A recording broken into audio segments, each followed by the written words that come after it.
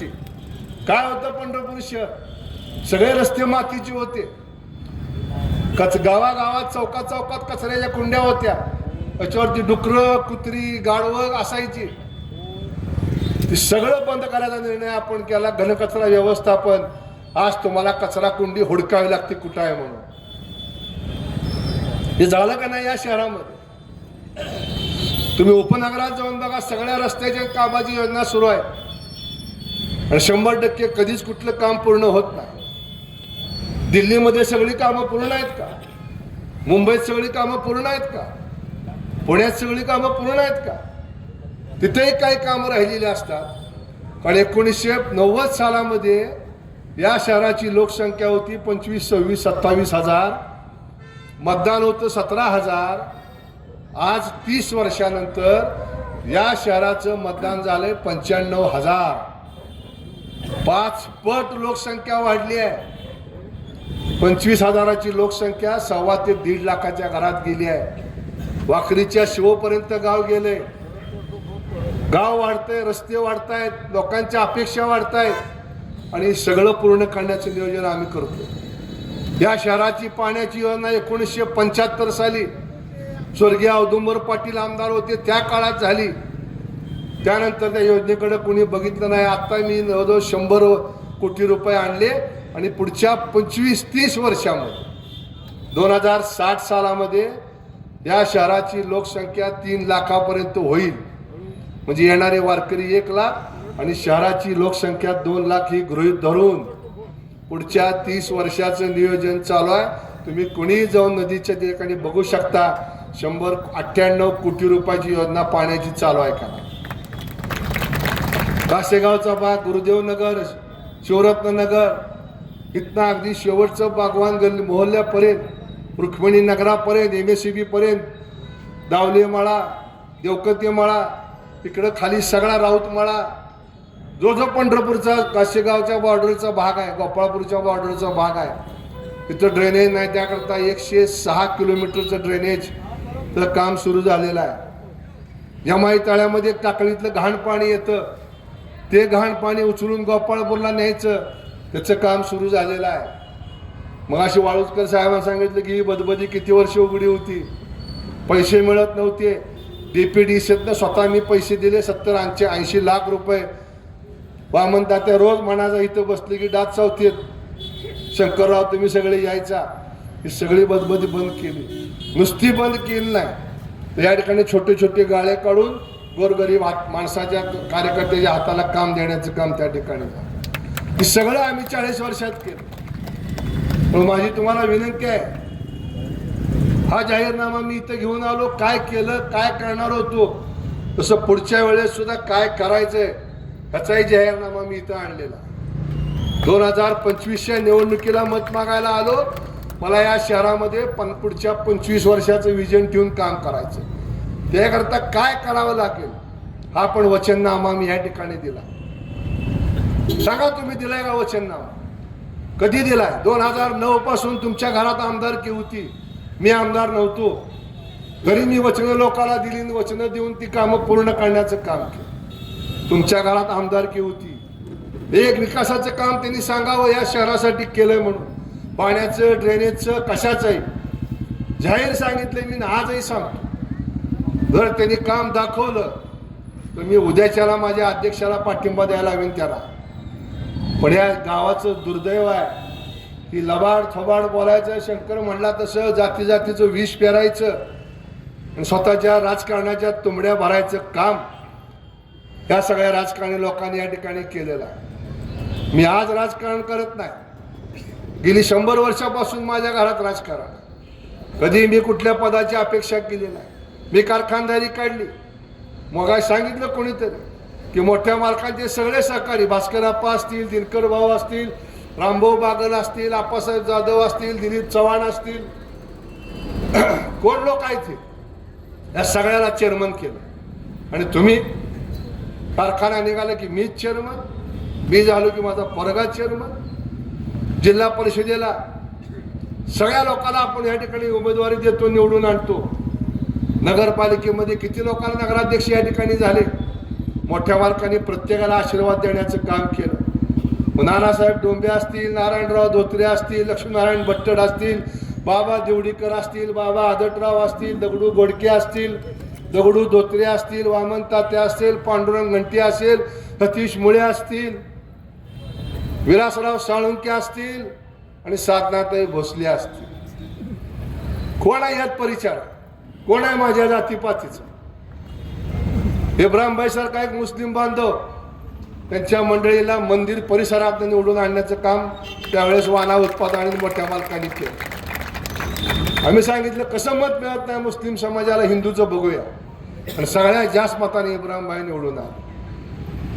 आता मला तुमची विनंती आहे मुस्लिम बांधवांना, तर आम्ही ह्या पद्धतीनं वागतोय तर तुम्ही सगळ्या समाजाला दाखवून द्या तुम्हाला बदनाम करण्याचं काम केलं जात आहे का. मुस्लिम समाजाचं मत पडत नाही, दाखवून द्या तुम्ही सगळ्यांनी. आणि तुम्हाला बदनाम करायचं षडयंत्र या गावात चालू आहे. मतं मुस्लिमाची पडत नाहीत, ह्यांची पडत नाहीत, कमळाला देत नाहीत. का देत नाही? विधानसभेला मिळाली, लोकसभेला मिळाली, काय अडचण आहे मतं न द्यायचं? पण ह्याचा मागचा उद्देश आहे की तुम्हाला फक्त बदनाम करून समाजातनं बाजूला काढायचं आणि तुमच्याकडं संशय वृत्तीनं बघितलं पाहिजे सगळ्यांनी. दुर्दैवानं अशा पद्धतीचं राजकारण चालू आहे. म्हणून तुम्हाला माझी विनंती आहे मतदार बंधू भगिनींनो, सगळ्या निवडणूक आज आहे, उद्या नाही. कुणी निवडून येईल जाईल.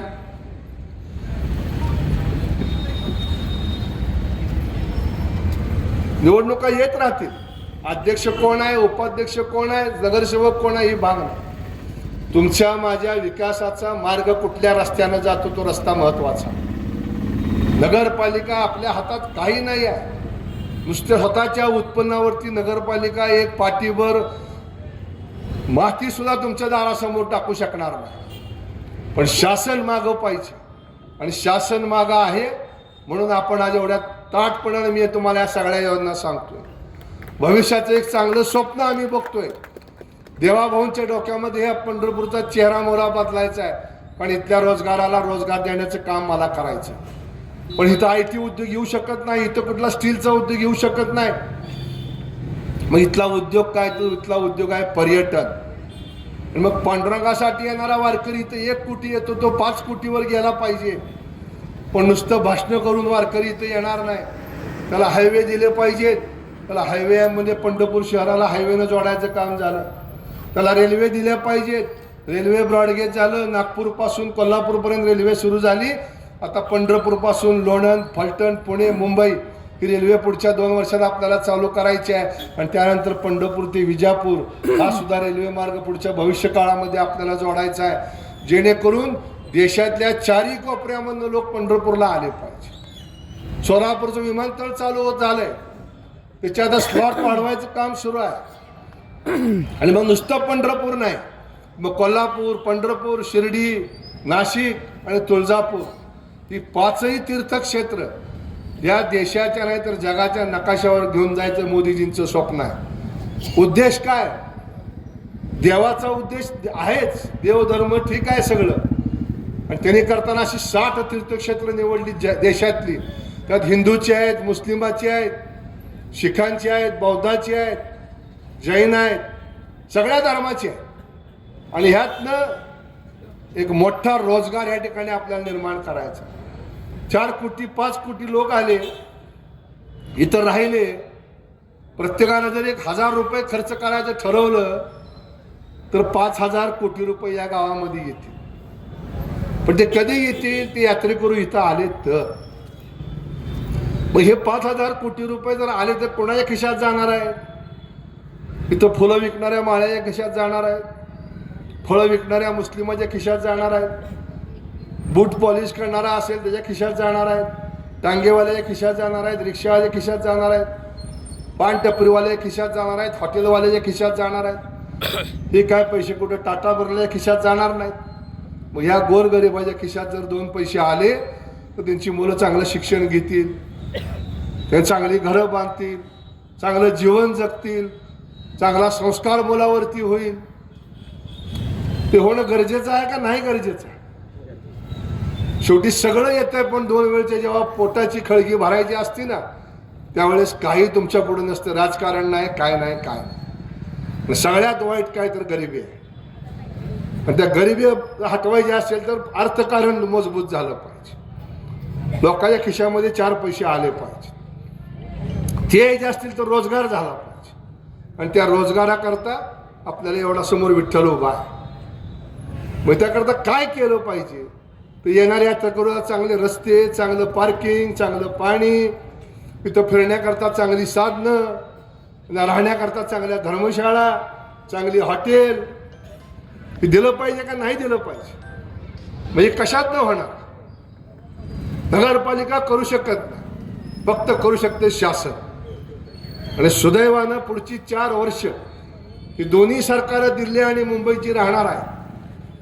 आणि त्यामुळं त्या 2 सरकारच्या आशीर्वादावरती आपल्यालाही पुढे कामं करायची. आणि त्याकरता भाजपचं सरकार गावामध्ये पाहिजे. आणि त्याकरता मी तुमच्या पुढे मत मागायला आलेलो आहे. त्यात माझा काही स्वार्थ नाही आहे. आज मी तुम्हाला छाती टोकपणे सांगतो, उद्याच्या 3 तारखेला 30 पेक्षा अधिक नगरसेवक भारतीय जनता पक्षाचे निवडून आलेले मी तुम्हाला दाखवतो. आज सांगतो मी, खोटं ठरणार नाही. पण नगराध्यक्षाची सुद्धा निवडणूक तेवढीच महत्वाची आहे. सगळ्या नगरसेवकांना सांगणार, तुम्ही निवडून येऊन चालणार नाही, नगराध्यक्ष सुद्धा आला पाहिजे. सुरू झालंय आता सगळ्या कंड्या पिकवायचे. मग 1 मत द्या, तुम्हाला 1 दिलं तर घेतो, मला 1 द्या, मग मी तुमच्या जातीचा आहे, मला मत द्या. उद्यापासून आता बघाय सांगितलं कृष्णानं, दारू मटण पार्ट्या सुरू झालंय. तरुण पोराला माझी हात जोडून विनंती आहे, बाबांनो वाईट आहे, वाईट केळस यायला लागलेली ह्या राजकारणाची. वाईट पद्धतीचं राजकारण चाललंय. सामान्य माणूस यात टिकू शकणार नाही, लक्षात ठेवा. आणि गोरगरीब तर पुन्हा कधी नाच सुद्धा करू शकणार नाही. काय चूक केली आम्ही गुरुडोडियाला उमेदवारी देऊन? खिशात त्याच्या पैशानं या माता भगिनीने वर्गणी काढून त्याला पैसे दिलेले. आम्हाला कोणी पैसेवाला उभा करता आला नसता. त्या ठिकाणी आम्ही एक कवडे म्हणून उभा केलाय 4 नंबरमध्ये. काय चालवतो? छकडा चालवतो. मार्केट कमिटीमध्ये हमाली करतो. जाऊन बघा तुम्ही. आम्ही काय बघितलेली जात बघितली नाही, त्याचं लोकमत बघितलं. लोकात गेलो, लोकांना विचारलं काय करू, म्हणले ह्याला उमेदवारी द्या. ते पाया पडला, म्हणला मालक माझी 2 वेळचे खायची भ्रांत आहे. म्हणलं असू दे, तू काळजी करू नको, त्याला आम्ही तिकीट देऊ. आणि ह्या पद्धतीने जर मस्तवान माणसं पैसे घेऊन इथे येऊन जर तुम्हाला वेगळे जर नाक लावायला लागले, तरुण मित्रांनो, त्यांना काय घेणं देणं आहे. मगाशी मित्र आमचे म्हणले तसे ह्यांना वाटते की फार मोठे गवाळ इथे येणार आहे. अरे बाबांनो, ते देवा भाऊ आहे. नरेंद्र मोदीने सांगितलं ना, खाऊंगा ना खाणे दूंगा. नगरसेवक मंडळी तुमच्या हातात काय देणार नाही. हा आताच सांगतो, पुन्हा म्हणचाल काय राहू, देवा भाऊ आहे. सगळा पैसा सार्थकी लागला पाहिजे. समाजाचा पैसा येतो, गोरगरिबाला खिशातनं काढून टॅक्सच्या रूपानं दिलेला पैसा, आणि तो पैसा सन्मार्गी लावायचा आहे आपल्याला.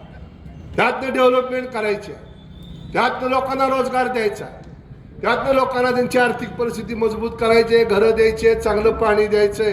आणि सगळं देण्याकरता उद्याच्या 2 तारखेला जात पात धर्म पक्ष याच्या पलीकडे जाऊ.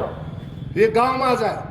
माझे आईबाप, माझे आजी पणजी ह्या गावात जन्माला आले, ते इथं मेले, मी इथं उद्या मरणार आहे. तेव्हा हे गाव चांगलं करायचं असेल तर मला या गावासाठी काहीतरी केलं पाहिजे. आणि ही भूमिका डोळ्यासमोर ठेवा. आणि उद्याच्या 2 तारखेला कमळ या चिन्हासमोरचं बटन दाबून तुम्ही सगळ्या उमेदवारांना विजयी करा, असं आवाहन करतो आणि थांबतो. धन्यवाद. जय हिंद, जय महाराष्ट्र.